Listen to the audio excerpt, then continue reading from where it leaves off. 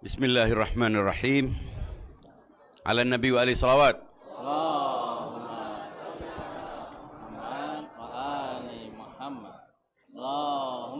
salli ala Muhammad wa ali Muhammad.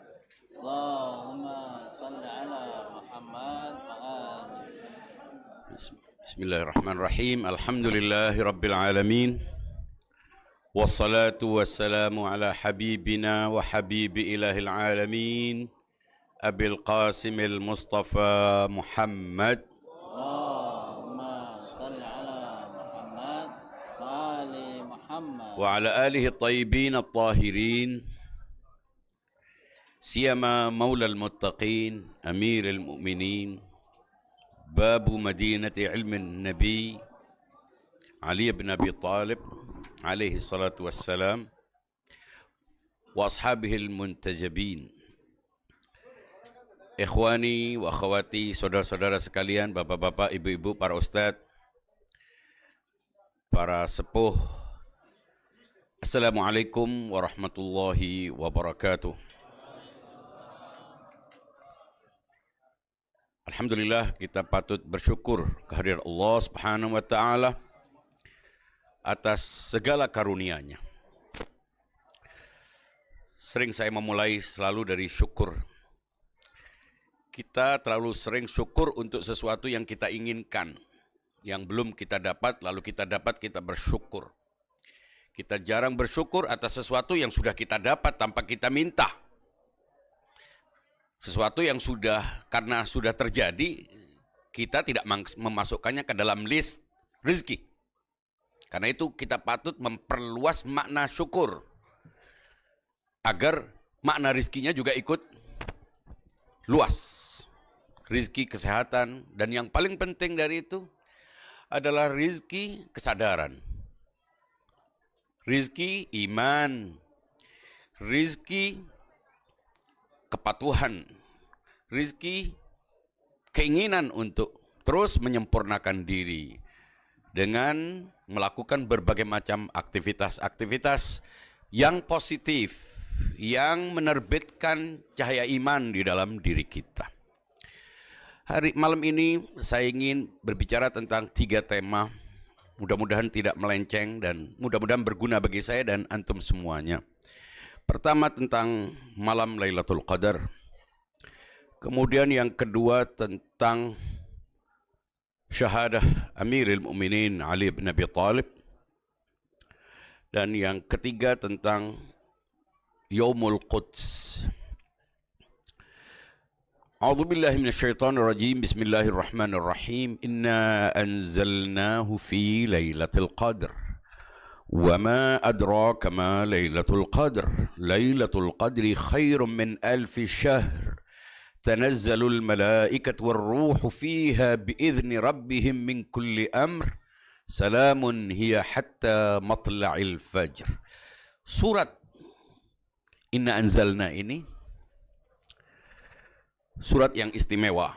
Bahkan disunnahkan dalam setiap sholat kita dianjurkan untuk membaca salah satu dalam rakaat kita adalah surat Inna Anzalna. Saat kita mengantarkan jenazah menuju lahat, kita juga dianjurkan untuk bersama-sama membaca Inna Anzalna. Pada malam Lailatul Qadar kita juga dianjurkan untuk membaca Inna Anzalna 100 kali. Tentu kalau kelebihan bukan berarti overdosis kemudian keliru gitu. 100 itu maksudnya sebanyak mungkin. Kadang kita ini terlalu kaku dalam memahami angka-angka. Maksudnya banyak lah. Mengapa disebutkan angka? Karena kita biasanya jarang. Jadi 100 atau lebih dari itu, makin baik, makin bagus. Membaca Inna Anzalna. Inna sesungguhnya kami. Allah menggunakan kata kami itu memiliki makna kebesaran. Kita juga dalam pertemuan-pertemuan formal kadang menggunakan kata kami. Karena punya konteks, keseriusan, formalitas, kesakralan yang lebih besar. Itu juga menunjukkan bahwa yang akan disampaikan oleh Allah Subhanahu wa taala adalah sesuatu yang besar. Inna anzalnahu. Sesungguhnya kami menurunkan Al-Quran. Al-Quran diturunkan dalam 2 tahap. Tahap pertama, utuh. Dan itu melalui iluminasi terhadap Nabi. Langsung masuk. Bukan seperti pelajaran edukasi yang biasa kita dapat. Itu cahaya ke cahaya. Kemudian tahap kedua adalah berdasarkan proses dengan konteks-konteks yang berbeda-beda. Dan disitulah turun ayat Makkiyah, Madaniyah, dan lain sebagainya. Inna anzalnahu fi lailatul qadar. Al-Quran yang diturunkan. Wahyu Allah. Wahyu Allah ada dua. Ada wahyu yang langsung disampaikan oleh Allah dalam teks yang termaktub dalam Al-Quran. Disebut Al-Quran karena dibaca. Qara'a yaqra'u. Disebut kitab karena dia tertulis. Makanya kalau dia sudah tertulis lalu ditulis lagi oleh orang lain, itu agak aneh sebetulnya. Dia sudah tertulis, inna alaina jam'ahu wa qur'ana. Kami telah mengumpulkannya. Artinya tugas Allah mengumpulkan, bukan tugas manusia. Bila ada versi sejarah mengatakan bahwa manusia mengumpulkannya, berarti ada sesuatu yang perlu diperjelas di situ. Inna anzalnahu fi lailatul qadar. Sesungguhnya kami menurunkan Al-Quran. Al-Quran adalah wahyu. Wahyu ada dua macam, wahyu kenabian dan wahyu non kenabian. Artinya ada wahyu-wahyu yang diterima oleh selain Nabi. Wahyu non kenabian juga dapat dibagi menjadi dua. Wahyu personal, wahyu yang utuh, yang tidak personal. Nah, wahyu yang suci ini diterima oleh Rasulullah Shallallahu Alaihi Wasallam. Dan dia menjadi petunjuk. Makanya Al-Quran diturunkan. Syahrul Ramadan alladzi unzila fihil Quran. Syahrul Ramadan, bulan Ramadan adalah bulan di mana Al-Quran diturunkan. Hudan linnas, petunjuk bagi semua manusia. Kata petunjuk ini sering orang salah memahami. Petunjuk bagi orang bertakwa. Di ayat lain, Alif Lam Mim dzalikal kitabu la raiba fihi hudan lil muttaqin. Dia petunjuk bagi manusia, tapi juga petunjuk bagi orang bertakwa. Kalau sudah semua orang manusia dapat petunjuk, buat apa orang bertakwa? Dia terangkum dalam manusia. Ternyata yang dimaksud, nas mendapatkan petunjuk Al-Quran melalui muttaqin. Turun kepada muttaqin. Muttaqin ini siapa? Ar-rasikhun. Orang-orang yang memang suci, yang punya kesenyawaan dengan Al-Quran. Karena Al-Quran suci, maka penjaganya, penampungnya, penerimanya haruslah suci. Itu hukum, tidak perlu terlalu pintar untuk tahu itu. Artinya, sesuatu yang steril pasti ditampung oleh yang steril. La yamassuhu illal mutahharun. Tidak bisa disentuh kecuali orang-orang yang disucikan. Kalau kita berwudu tidak jadi suci itu sebetulnya. Mutahhar artinya adalah objek yang disucikan. Artinya ada sesuatu. Kita bersuci. Nah, karena yang suci juga harus suci, maka kita berusaha untuk mensucikan secara temporal, secara fisikal dengan wudu, secara simbolik. Kesucian kita, kesucian yang punya grade yang paling rendah. Tentu setiap manusia yang punya iman sekecil apapun memiliki kesucian. Nah, kesucian inilah yang diterima oleh Rasulullah Shallallahu Alaihi Wasallam. Dan kita manusia berusaha untuk mencapai kesucian itu dengan berbagai macam cara. Nah, pada malam Lailatul Qadar ada beberapa ritual, ada beberapa amalan ibadah yang harus dilakukan sebagai bagian dari upacara, sebagai syarat kita untuk mendapatkan malam Lailatul Qadar. Inna anzalnahu fi lailatul qadar. Sesungguhnya aku turunkan Al-Quran itu pada malam Lailatul Qadar. Qadar artinya, menurut para ahli tafsir tentunya, salah satu artinya adalah keagungan. Jadi malam yang agung. Malam yang agung itu karena disitulah Allah Subhanahu Wa Taala memberi kesempatan kepada kita yang tidak serius dalam bermunajat, dalam berdoa, dan antara yang masuk dan income dan yang dikeluarkan, pengeluaran dan pemasukannya tidak seimbang. Antara yang dosa yang masuk dan pahala yang keluar ini tidak seimbang, sehingga kalau dihitung tidak mungkin orang bisa termaafkan. Kalau Allah Subhanahu Wa Taala dengan lutfnya, dengan maha kelembutannya, dia menyediakan waktu kepada kita untuk mendapatkan kelipatan-kelipatan itu. Nah, pada malam Lailatul Qadar inilah Allah memberi kesempatan kepada kita, manusia yang biasa lalai, untuk memperbarui ikrar, untuk mengevaluasi, untuk melakukan upaya-upaya agar ia dapat ampunan dari Allah Subhanahu wa taala. Meminta ampunan kepada Allah seringkali yang kita munculkan adalah dosa-dosa yang kita ketahui.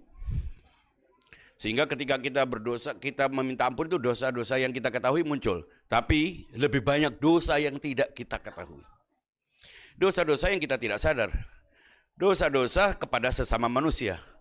Dosa-dosa kepada makhluk, kepada alam, kepada apapun sekitarnya itu juga adalah dosa-dosa yang menghambat perbuatan-perbuatan baik kita, menciptakan kekotoran-kekotoran. Nah, dari situlah kita dianjurkan untuk meminta ampun kepada Allah Subhanahu wa taala.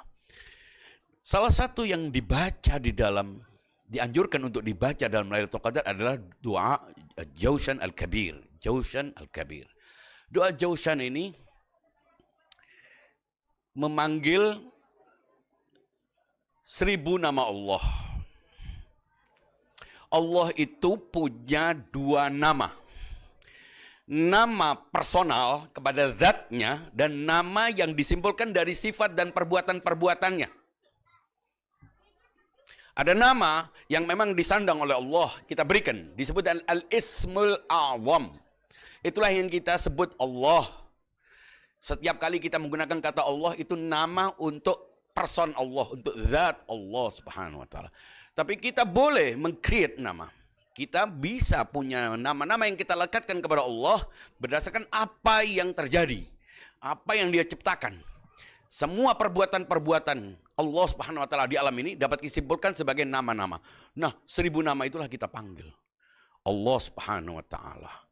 Ketika kita memberi nama, jangan lupa, jangan sampai kita hanya percaya kepada namanya tapi tidak meyakini penyandang namanya. Maka dari itu, sebelum kita mengenal kata Allah, kita harus mengenal wujud Allah. Tidak sederhana meyakini wujud Allah. Tidak cukup kita hanya dengan doktrin. Boleh jadi apa yang kita gambarkan tentang Allah bukan wujudnya. Karena itu perlu penekanan. Dalam akidah ini, keyakinan tentang Allah adalah sesuatu yang tidak bisa ditawar. Anda boleh sholat, Anda melakukan semua aktivitas. Tapi kalau Anda tidak memperjelas eksistensi Allah sehingga ia hadir dalam diri kita, tidak menggambarkannya, tidak mengkonsepsikannya, maka kita akan keliru. Makanya kita memulai setiap kali kita sholat, kita menggunakan Allahu Akbar. Allahu Akbar. Apa arti Allahu Akbar? Allah Maha Besar? Bukan. Allah lebih besar. Kalau Allah Maha Besar itu Allah Kabir. Meskipun kata Maha sebetulnya tidak terlalu menggambarkan. Karena kalau Maha ada yang mini, ada yang kecil, ada yang besar. Sementara Allah satu-satu yang besar. Tidak ada kata besar untuk manusia sebetulnya. Untuk makhluk. Semua nama-nama mulia Allah itu tidak boleh disandang oleh manusia. Kalau kita meyakininya bahwa Allah adalah pemilik nama-nama terbaik. Maka nama-nama baik yang kita miliki itu hanya upaya kita untuk mendekat kepada Allah. Tapi semua nama, semua sifat, dermawan, pengasih, kuat, itu tidak ada yang kuat. Karena pemilik kekuatan sejati hanya Allah Subhanahu wa taala. Bahkan wujud. Kita ini tak memiliki wujud. Wujud kita adalah wujud Allah. Allah yang kita yakini pemilik wujud satu-satunya, berarti kita tidak memiliki wujud. Nah, wujud-wujud kita adalah wujud Allah Subhanahu wa taala. Kita menggambarkan diri kita seolah-olah kita punya wujud. Seperti air. Air satu. Yang membuatnya banyak adalah embernya, galonnya, gelasnya, sungainya, lautnya. Tapi air itu adalah satu. Nah, wujud adalah satu. Allah adalah wujud segala sesuatu. Apapun yang ada adalah Allah. Dan karena itu, kita perlu memahami ini agar tidak memposisikan Allah sebagai pihak lain. Seolah dari pihak persatu, pihak kedua. Kau di sini, aku di situ. Aku begini, kamu begitu. Salah. Ia meliputi segala hal. Wujud kita berada dalam altarnya. Jangan kita berjarak dengannya.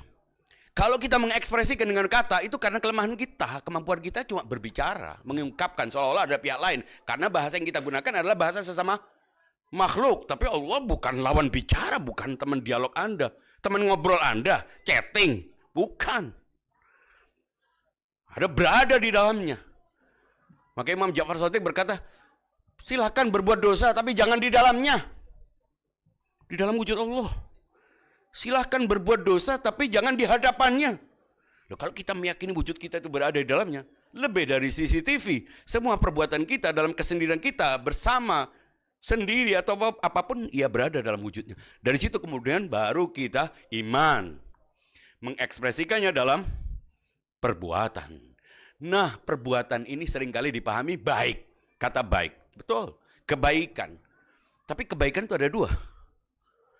Ada kebaikan ritual, ada kebaikan non-ritual. Kebaikan non-ritual itu, kebaikan ritual adalah kebaikan vertikal. Yang kita lakukan dengan tata cara tertentu. Yang dalam hukum agama disebut dengan ibadah. Yaitu perbuatan yang harus diawali dengan niat mendekatkan diri kepada Allah. Kalau tidak diawali dengan ini, passwordnya tidak ini, gagal.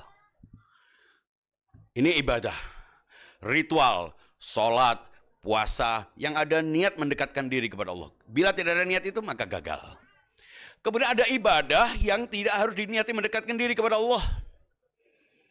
Perbuatan kita kepada sesama manusia, kecuali dalam muamalat-muamalat tertentu. Ya, tapi kalau kepada Allah Subhanahu wa taala kita, itu disebut dengan ritual. Nah, kebanyakan orang menganggap kebaikan itu hanya membantu orang, ngasih makan orang, memberi minum orang itu baik. Banyak orang yang sudah mulai tidak percaya kepada Tuhan, tidak percaya kepada agama, meremehkan ritual, melecehkan haji, hanya karena orang yang melakukan haji berbuat dosa. Meremehkan hijab, hanya karena ada orang berhijab, menggunakan jilbab, berperilaku buruk. Lah kamu yang tidak berjilbab ini sudah baik belum? Memang jilbab bukan otomatis menjadi alat yang membuat orang akhirnya menjadi suci. Hanya kewajiban. Tidak otomatis menjadi buruk. Tidak otomatis menjadi baik. Karena itu ritual perlu mendapatkan posisi. Inilah fikih. Fikih perlu mendapatkan posisi di mana halal dan haram, suci dan najis, batal dan sah, wajib, haram, mubah, makruh harus diketahui oleh setiap orang.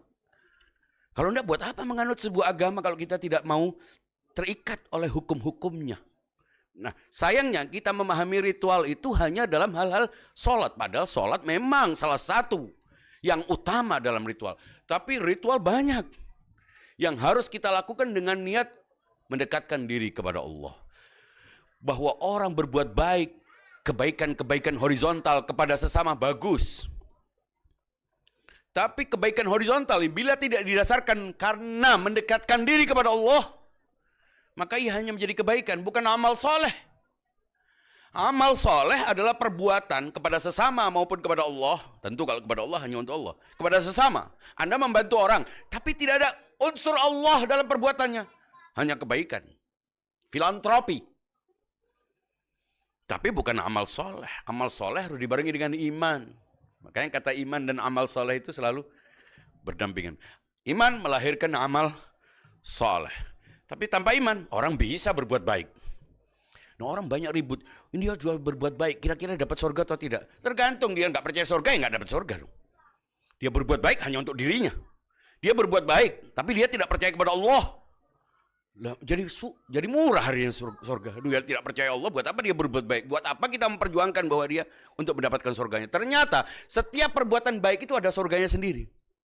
Rasa nyaman, hero, pleasure, happy. Makanya kita disuruh berbuat baik. Itu anjuran-anjuran untuk kita tidak memasukkan unsur Allah dalam perbuatannya. Dan biasanya perbuatan-perbuatan baik yang tidak ada unsur Allah di dalamnya berjangka, menunggu feedback. Ada terima kasih, ada penghargaan. Nanti marah.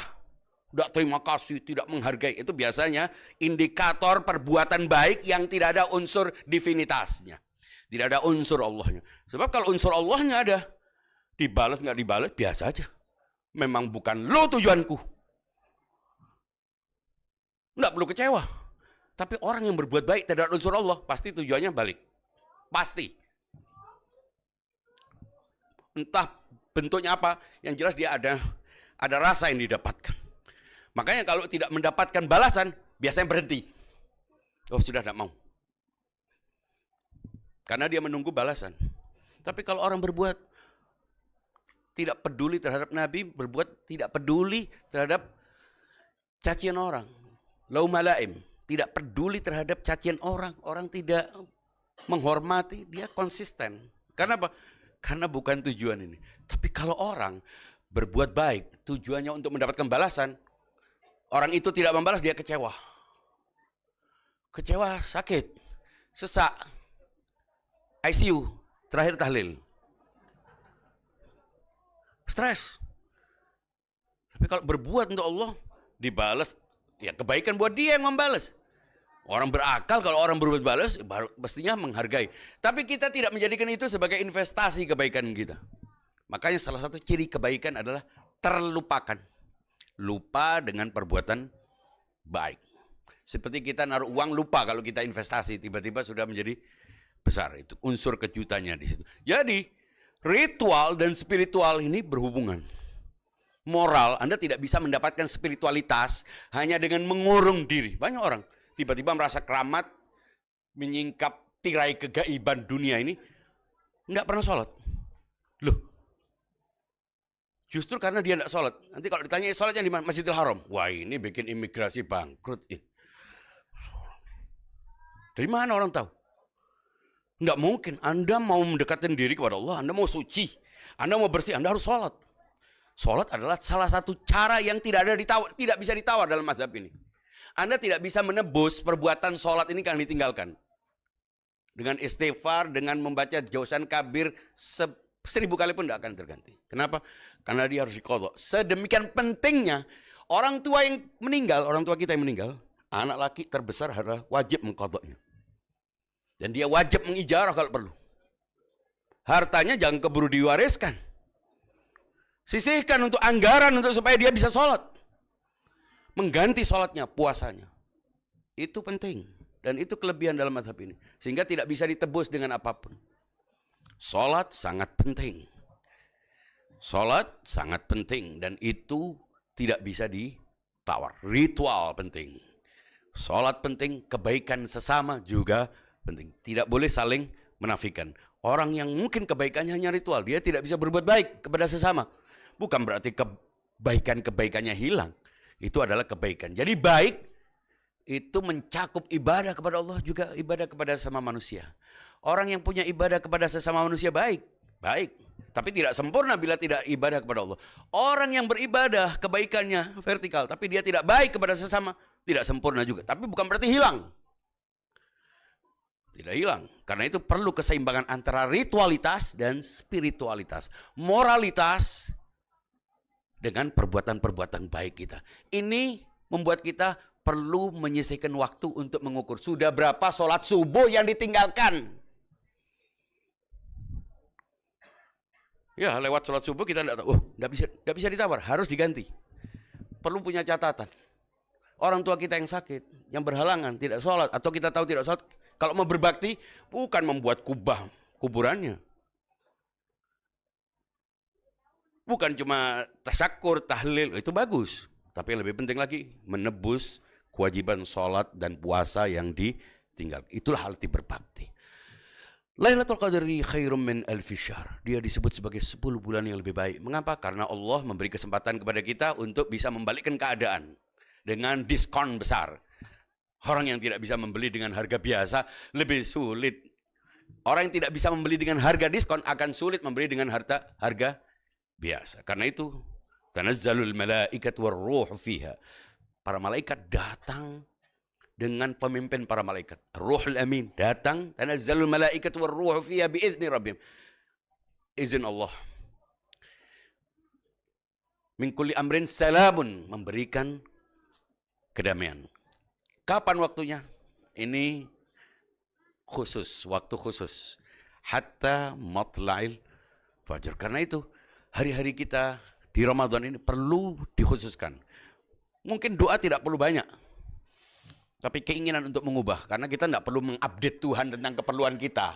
Itu sama dengan menganggap Allah tidak tahu. Kalau kita berdoa, jangan seperti ingin memberitahu Allah. Kita hanya ingin mengungkapkan, Allah tahu apa, ya'lamu ma fis sudur. Tahu apa keperluan kita. Tapi salah satu cara menunjukkan keperluan adalah tekad untuk mengubah yang buruk menjadi baik. Itu syaratnya. Kemudian menggantinya dengan sesuatu yang baik. Allah tidak perlu penjelasan panjang-panjang.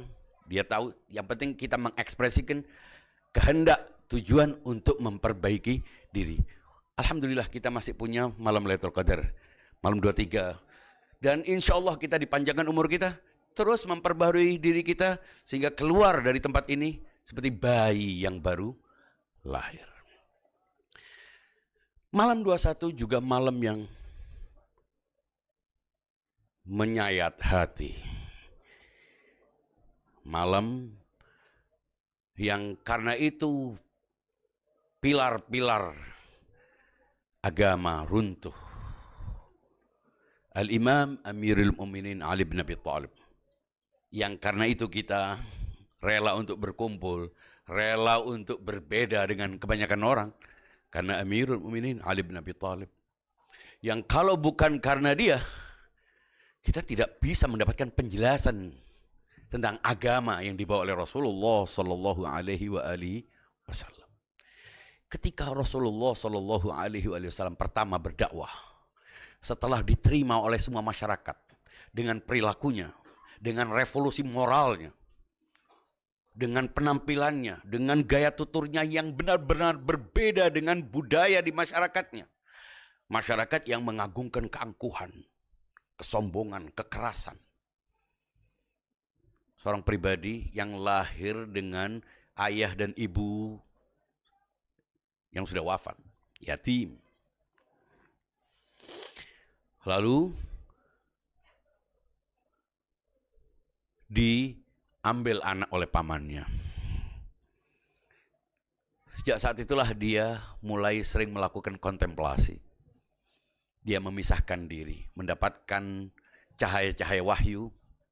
Kemudian ia menyampaikan kepada masyarakat yang terdekat, yaitu keluarganya. Diajak berkumpul di satu tempat untuk menyampaikan ajaran agama ini. Semua orang menerima, kamu orang baik. Kamu yang terbaik, belum pernah ada. Kamu bisa mempertemukan semua orang. Ketika mereka, masyarakat Mekah menghadapi serangan para perompak, Rasulullah Shallallahu Alaihi Wasallam mengumpulkan para pemimpin klan-klan, para raja-raja kecil, itu dalam sebuah fakta koalisi untuk menghadapi para Brahmacora. Diterima. Dan dia mengakomodasi semua kelompok. Dia sudah mampu memanage masyarakat yang semrawut, yang tidak punya pengalaman bernegara. Nggak ada negara. Ini bukan Persia, bukan Roma, bukan Cina, bukan India ini. Ini setiap kota ada rajanya sendiri-sendiri. Setiap blok ada rajanya sendiri-sendiri. Nabi menghadapi reuni Firaun, Brahmacora. Tapi dia mampu dengan hatinya yang bersih, dengan penampilannya yang egaliter untuk menghimpun semua orang. Tapi ketika Nabi mengumpulkan keluarganya, wa anzir ashiratakal aqrabin, orang terdekat harus mendapatkan dakwah pertamanya.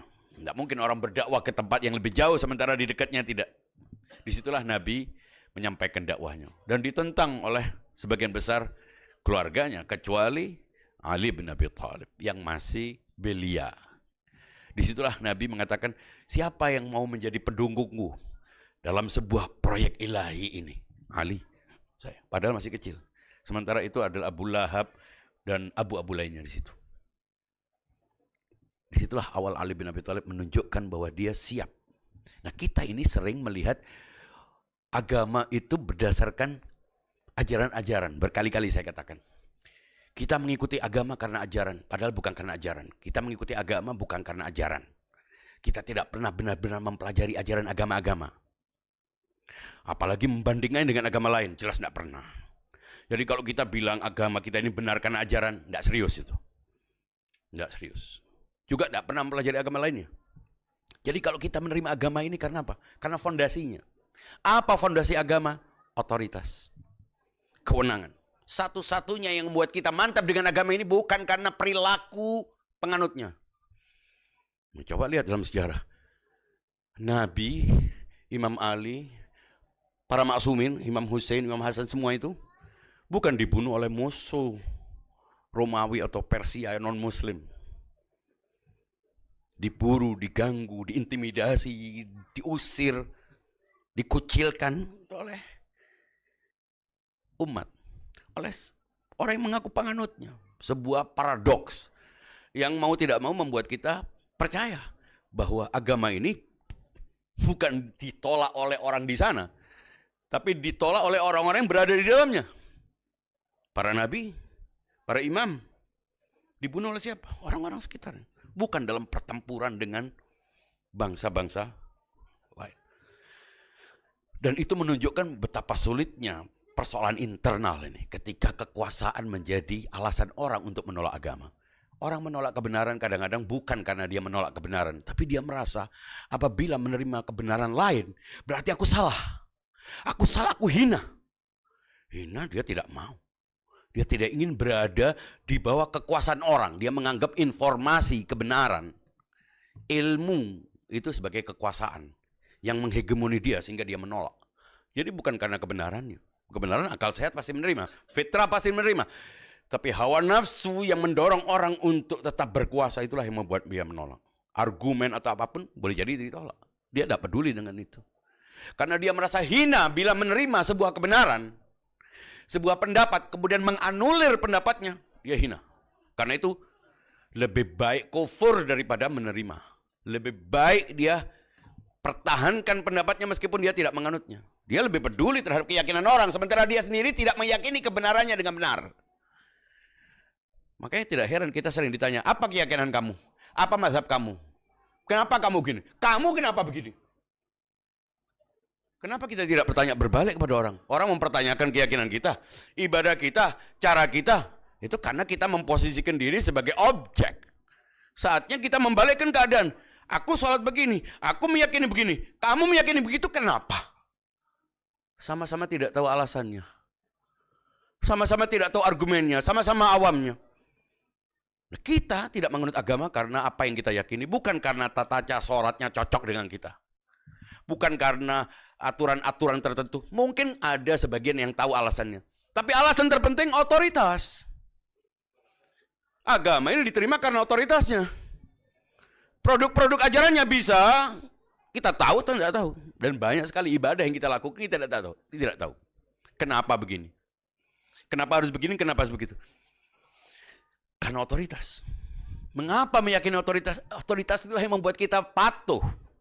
Tinggal bagaimana kita membangun konsep tentang otoritas. Sehingga ketika kita menerima otoritas, kenapa hukumnya ini halal atau haram? Antara awam. Berdebat soal keyakinan. Tidak relevan. Kecuali kalau Anda berdebatkan siapa yang berhak mengatasnamakan agama. Apakah orang terdekat yang bersama dia setiap saat menjadi perisainya, tidur di saat ia harus menggantikannya, bersama dia, hari demi hari, detik demi detik, menjadi saksi wahyu yang turun kepadanya. Menjadi anak didiknya, menjadi kadernya, murid pertamanya. Dan dideklar kepada setiap orang bahwa ini adalah penggantiku, penerusku. Lalu kita harus bernegosiasi dengan pendapat yang mengatakan orang ada di luar sana, yang kadang ketemu setahun sekali, untuk mewakili orang yang setiap saat mendengar wahyu. Ya kita rela untuk dianggap apapun, terserah sudah. Ini bukan persoalan ini karena Rasulullah Shallallahu Alaihi Wasallam. Jadi kalau kita mengagungkan Ali, bukan karena Ali pribadi, tapi karena Ali adalah duplikat Nabi. Karena dialah murid Nabi, dia yang menghamba kepada Nabi, dia mengorbankan apapun. Dia mengambil bagian-bagian sulit dari dakwah Nabi. Orang-orang menerima Nabi. Tapi mengapa menolak Ali? Dalam perjalanan di sebuah taman, Rasulullah Shallallahu Alaihi Wasallam diceritakan oleh Ali bin Abi Thalib. Berjalan dari satu taman ke taman berikutnya. Dari satu taman ke taman berikutnya, setiap kali lihat taman, alangkah indahnya taman ini, kata Imam Ali. Rasulullah mengatakan, ya taman kamu lebih baik dari ini. Taman kedua, taman ketiga, begitu terus. Setiap kali melihat indah, indah sekali taman ini. tamanmu lebih baik dari ini. Sampai taman ketujuh, ketika melewati taman ketujuh, setelah taman ketujuh tidak lagi melihat taman, tiba-tiba suasana menjadi gelap. Rasulullah Shallallahu Alaihi Wasallam mendekap Ali bin Abi Thalib dan menangis. Orang-orang dendam kepadamu karena pertempuran sejak Badar hingga Hunain. Orang-orang sulit menerima kamu. Padahal dia menjadi berkorban, melakukan perlawanan, menjadi pendekar dalam setiap pertempuran karena Nabi. Bukan karena Ali bin Abi Thalib. Tapi dia menerima resiko itu. Sehingga orang bisa mengagungkan Rasulullah Shallallahu Alaihi Wasallam. Tapi dia membenci Ali. Dan karena itu pula, meskipun Rasulullah berulang kali dalam berbagai macam event menegaskan posisi Ali, orang tetap menolak. Kenapa? Dendam. Hampir musuh-musuh Islam itu tidak ada yang selamat. Kalau enggak bapaknya, pamannya yang terbunuh oleh pedang Ali bin Abi Thalib. Ali mewakili semuanya apa yang diinginkan oleh Nabi. Sampai suatu saat ketika bertempur Mekah di Madinah dikepung dalam perang Ahzab, koalisi semua musuh, termasuk kaum Yahudi. Ali justru tampil. Dan kita sudah tahu semua bagaimana pengorbanan Ali bin Abi Thalib. Dia mengambil bagian-bagian sulit. Bahkan ketika Rasulullah Shallallahu Alaihi Wasallam wafat pun dia menghadapi berbagai macam gangguan-gangguan. Orang-orang diprovokasi, terdekatnya, bahkan orang-orang yang sangat dimuliakan dia harus berhadapan-hadapan dengan Ali bin Abi Thalib. Apa yang dilakukan oleh Muawiyah pada narasi umum yang sering kita dengar, Khawarij adalah kelompok ketiga antara Ali bin Abi Thalib dan Muawiyah. Padahal ini proksi. Proksinya Muawiyah. Muawiyah menciptakan sebuah kelompok baru yang dengan itu dia bebas, bisa mencuci tangannya dari kejahatannya, membunuh Ali bin Abi Thalib. Dia ciptakan sebuah kelompok baru yang dia jadikan proksinya. Persis sebagaimana yang terjadi di Suriah sekarang. Bebas dia untuk mengganggu, mengintimidasi Ali bin Abi Thalib dan para pengikutnya. Kita seolah-olah menganggap ada kelompok ketiga ekstremis, independen yang tiba-tiba muncul namanya Khawarij. Dari mana logistiknya? Gimana membangun jaringannya? Bagaimana dia membuat narasi-narasi itu kalau tidak didukung oleh rezim yang berkuasa. Dan itulah, kita jangan terbawa oleh seolah-olah Khawarij itu kelompok ketiga. Khawarij adalah proksi dari rezim Bani Umayyah. Itulah yang melakukan pembunuhan. Sehingga ia seolah-olah tidak melakukan apa-apa. Nah, pada malam 19 Ramadan, Ali bin Abi Thalib ketika berada di rumah putrinya Ummi Kulthum, dia biasa itu menggilir di rumah sejak ditinggalkan Sayyidah Fatimah Zahra, berpindah dari rumah anaknya ke anaknya, termasuk ke rumah Ummi Kulthum. Lalu dia di malam itu dia terlihat beda, kata Ummi Kulthum. Dia berdoa, tiba-tiba habis berdoa seperti melihat langit, seperti menangkap sesuatu, kemudian bersujud lagi. Dan pelan-pelan tanpa ketahuan dari Ummi Kulthum, dia berangkat ke masjid sebelum azan dikumandangkan. Lalu melihat orang-orang yang ada di pinggir jalan atau di dalam masjid dibangunkan. Disitulah, nggak usah dimatikan, saya belum baca maktal. Disitulah Al-Imam Amirul Mukminin melakukan sholat.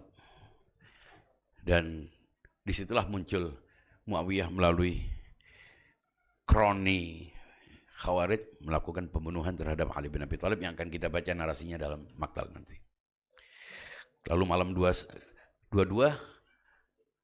setelah dari kuburan itu, dari pembunuhan itu dibawa oleh Al-Hasan dan Al-Husain, dan disitulah muncul dialog-dialog yang menyayat hati. Kita di sini pada malam 21 memperbaharui ikrar kita. Ali bin Abi Thalib mengorbankan dirinya. Dia rela.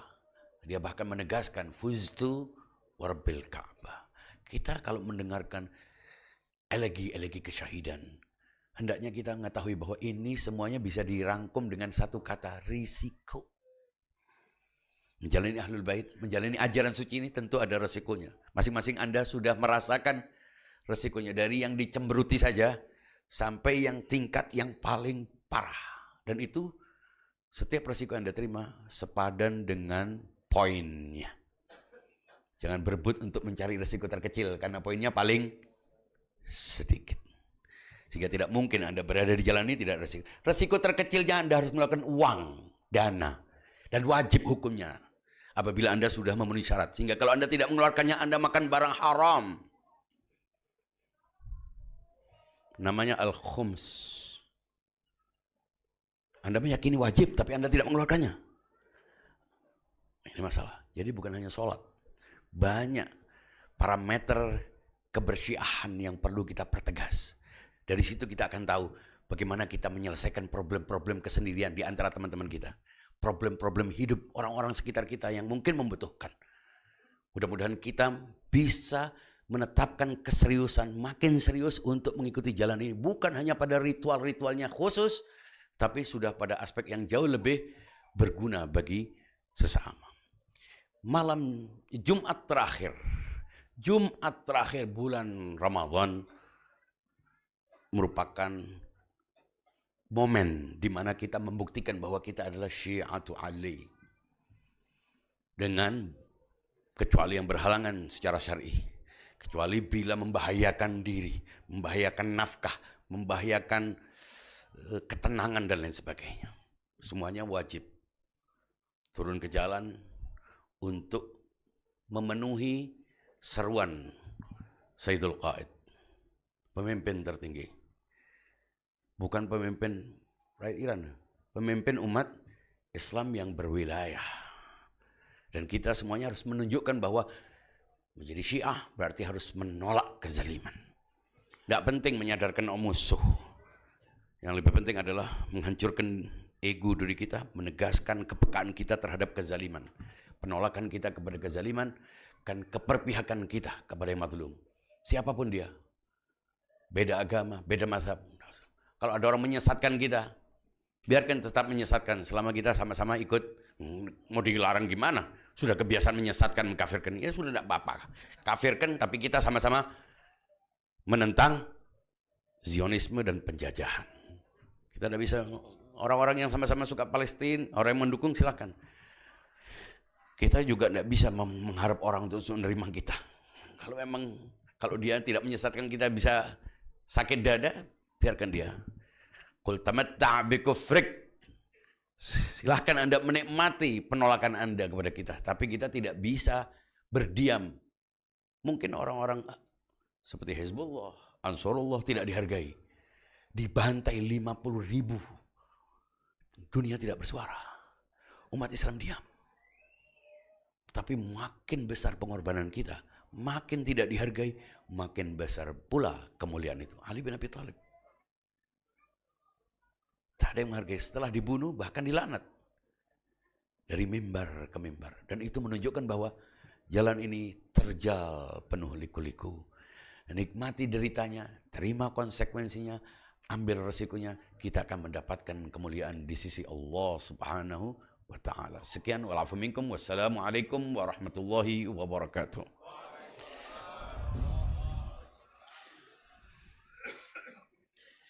Izinkan saya membaca maktal.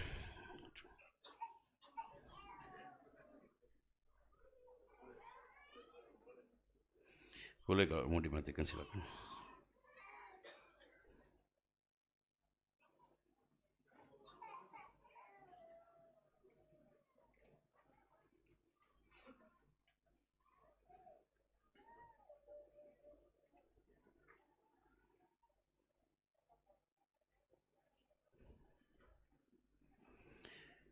Salawat. Allah.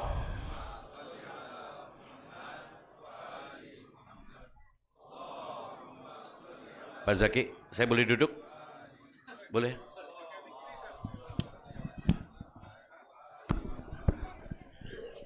Sini aja Ustaz. Sini. Ya, enggak apa-apa sini. Kelihatan Ustaz, kelihatan.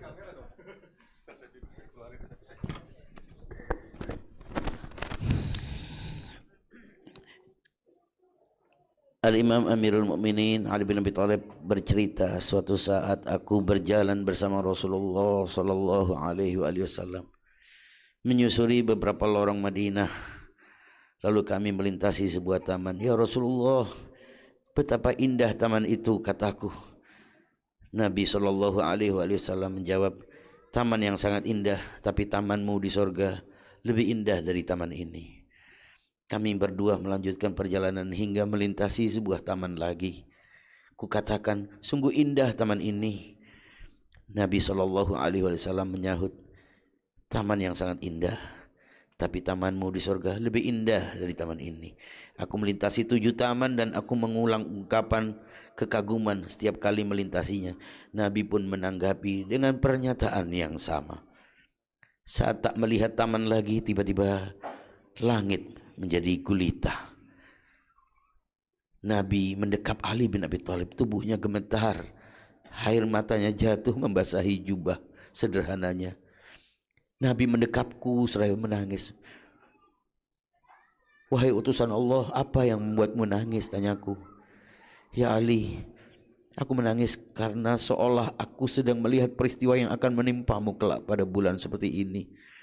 Ketika pendurhaka terburuk mengayunkan pedang ke tubuhmu hingga jenggotmu memerah.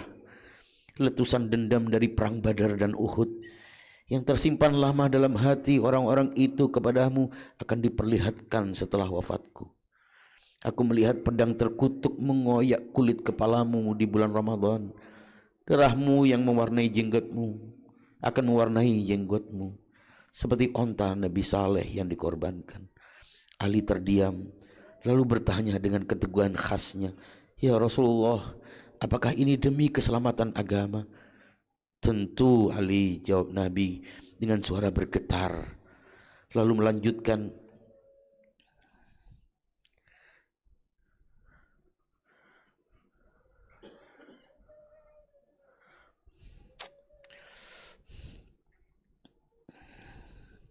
salawat.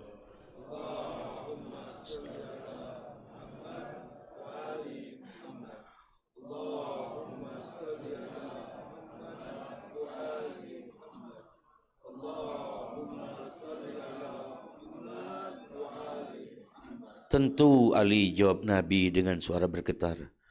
Lalu melanjutkan dengan ucapan beriring isak, membunuhmu adalah membunuhku, membencimu berarti membenciku, mencacimu berarti mencaciku,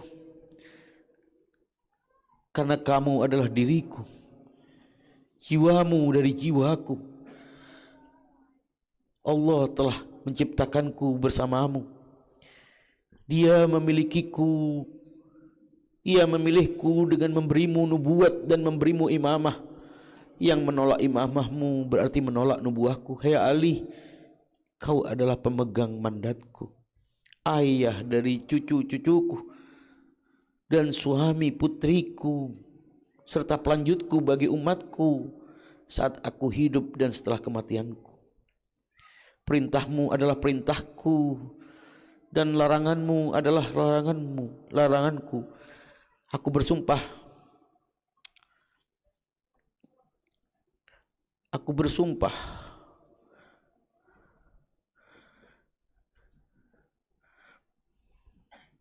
Allah telah menciptakanku bersamamu.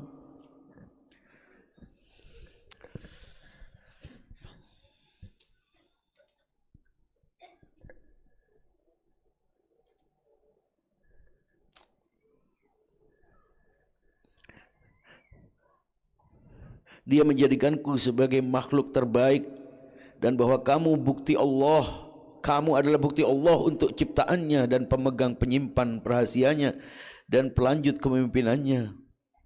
Hai Ali, bagaimana sikapmu bila kamu dikucilkan oleh masyarakat hingga seruanmu diabaikan dan nasihatmu tentang agama diacuhkan?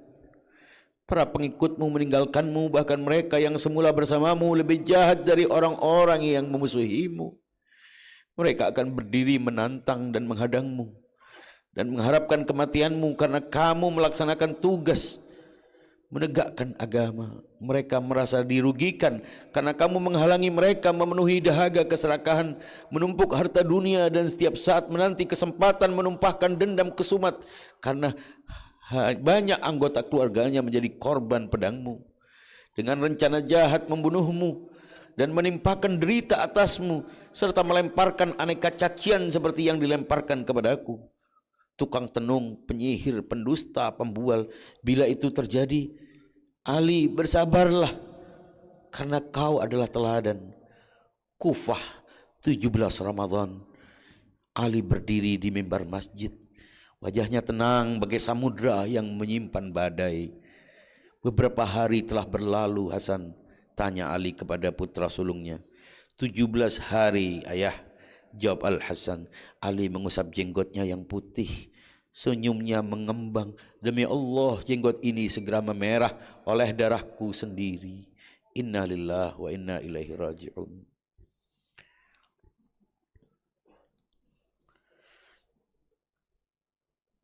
Hari itu adalah hari Jumat yang cerah. Tanggal 19 Ramadan tahun 40 Hijriah. Di rumah Ummi Kulthum di Kufah, di wilayah yang sekarang disebut Irak.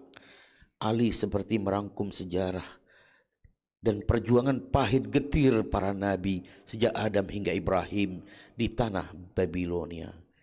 Pada malam 19 itu Ummi Kulthum mendapatkan giliran berbuka bersama ayah tercintanya. Dia menyuguhkan menu berbuka dalam 2 nampan. Satu berisi roti kering dan lainnya berisi susu masam. Ali menegurnya, bukankah kau sudah tahu bahwa aku selalu mengikuti para pamanku Rasulullah, putra pamanku Rasulullah yang tidak pernah makan sajian dalam 2 nampan sepanjang hidupnya? Maka mohon angkatlah salah satu dari nampan ini. Barang siapa yang makan dan meminum enak di dunia ini, maka perhitungannya akan lama kelak di hadapan Allah. Ummi Kulthum menuturkan bahwa malam itu Imam Ali makan sangat sedikit dari roti kering yang kusuguhkan dan memperbanyak ucapan hamdalah dalam setiap suapnya. Selesai makan sedikit, Imam segera bangkit untuk melaksanakan salat yang lama.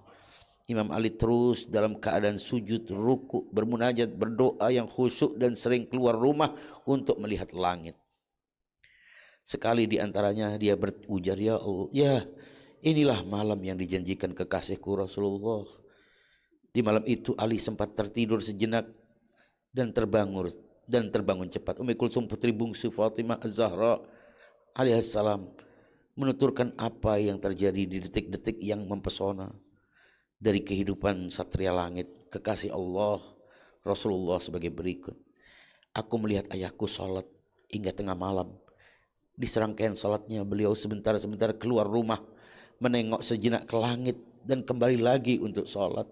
Tangisnya lebih panjang dari biasanya, rukuknya lebih lama, sujudnya lebih lama, lantunan munajatnya pun lebih syahdu dari hari biasanya. Malam itu Kufah terlelap dalam sunyi yang dihiasi gemercik air sungai Efrat. Di dalam masjid cahaya lentera minyak berkedip-kedip seperti bintang yang terjatuh. Ali, sang Amirul Mukminin, berjalan pelan di antara sahabat-sahabat yang tertidur lelap. Suara yang jernih bagai azan dari langit ketujuh membangunkan mereka untuk tahajud. Bangunlah wahai pencari cahaya, malam ini adalah kesempatan untuk bermunajat, bisiknya. Tangan lembutnya menyentuh bahu mereka satu demi satu. Fajar belum tuntas menyingsing, Ali berdiri di mihrab, khusyuk dalam rakaat kedua. Tiba-tiba bayangan hitam melesat dalam kegelapan. Pedang Ibnu Muljam diambil, menerjang darah mengucur deras, membasahi jenggot putihnya hingga merah tua. Fustu warbil Ka'bah, demi Tuhan Ka'bah, aku beruntung, serunya. Tubuhnya terhuyung.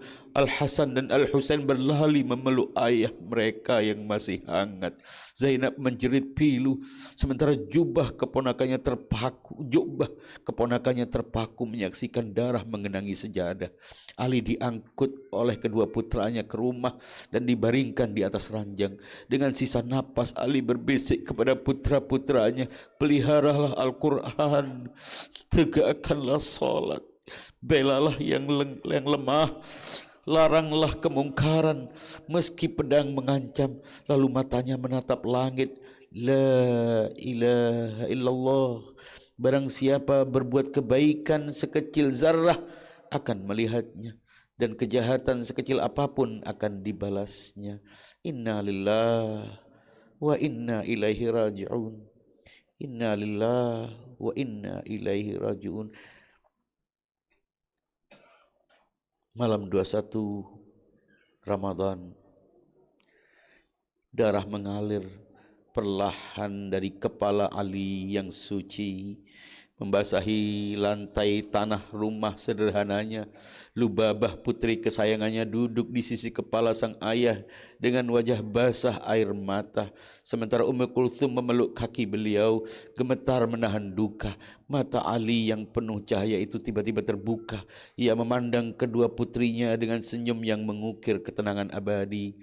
Taman tertinggi, sorga adalah tempat persinggungan terbaik dan peristirahatan termulia. Ibnu Muljam, si pembunuh terkutuk, dibawa masuk dengan tangan terikat. Bau besi pedangnya masih menyengat, seolah membawa kabar kematian. Ali bin Abi Thalib menatapnya dengan pandangan yang menusuk jiwa.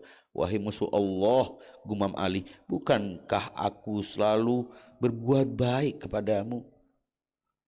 Ibnu Muljam menjawab, benar, dengan suara gemetar. Lalu apa yang mendorongmu melakukan ini? Ibnu Muljam menjawab, aku mengasah pedang ini selama 40 pagi. Sang pembunuh membela diri sambil berdoa agar menghabisi makhluknya yang paling jahat di depannya. Imam Ali menghela napas, wajahnya memancarkan kesedihan yang dalam. Aku yakin engkau akan mati oleh pedang itu sendiri, dan engkau adalah makhluk paling jahat yang kau doakan. Beliau lalu berpaling kepada para putra-putranya. Jiwa dibalas jiwa. Jika aku wafat, bunuhlah dia sebagaimana dia membunuhku. Tapi jangan kau rusak jasadnya.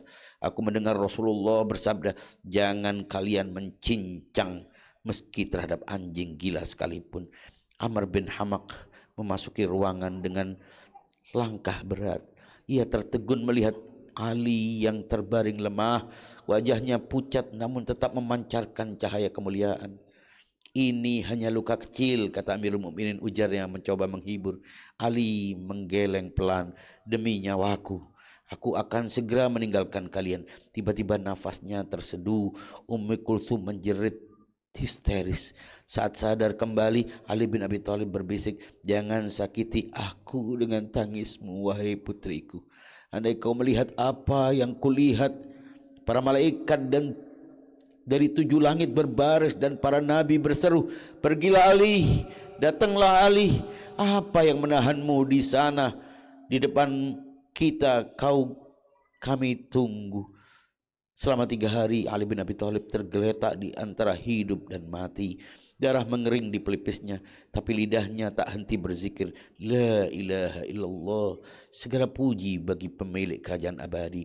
Detik-detik terakhir ia menunjuk Al-Hasan sebagai penerus imamah, seraya berpesan dengan suara parau, tegakkanlah hukum Allah, jangan biarkan hawa nafsu merusak agama, lanjutkan risalah ini meski pedang musuh mengancam. Setiap napasnya adalah untayan tasbih, setiap kedip matanya adalah lembaran tawakal. Hingga di pagi ketiga, cahaya itu pun pergi diantar oleh sayap-sayap malaikat yang gemerlap. Ketika nyawa suci itu melesat, langit Kufah mendadak gelap. Tapi dari balik awan suara Rasulullah Sallallahu Alaihi Wasallam bergema, selamat datang saudaraku, surga merindukanmu. Ibnu Muljam dihukum mati dengan pedang yang sama persis seperti ramalan Ali bin Abi Thalib. Tapi sebelum pedang itu menyambar, Al-Hasan berbisik, ayahku memaafkanmu, tapi keadilan harus ditegakkan. Ali bin Abi Thalib mengisyaratkan kesyahidannya berulang kali. Para sahabat dekatnya tahu, bahkan sejak perang Khandak puluhan tahun silam ketika beliau masih muda. Nasibnya telah tertulis saat itu di medan perang yang berdebu. Ia menghadang Amr bin Abdi Wud, raksasa Quraisy yang ditakuti oleh seluruh Arab. Pedang Ali mengakhiri nyawa sang pendekar, tapi sebilah pedang membuat darah mengucur deras dari dahi Ali bin Abi Thalib. Rasulullah yang menyaksikan dari kejauhan segera berlari. Dengan kain beliau menyeka darah yang membasahi wajah Ali. Mata Ali berkaca-kaca, di manakah aku nanti ketika dahimu ini berlumuran darah dari kepalamu? Sabdanya, suara gemetar menahan pilu. Saat itu para sahabat tak paham, tapi kini mereka mengerti. Luka di dahi itu adalah pertanda darah yang sama akan mengalir di bulan Ramadan. Inna lillahi wa inna ilaihi raji'un. Inna lillahi wa inna ilaihi raji'un.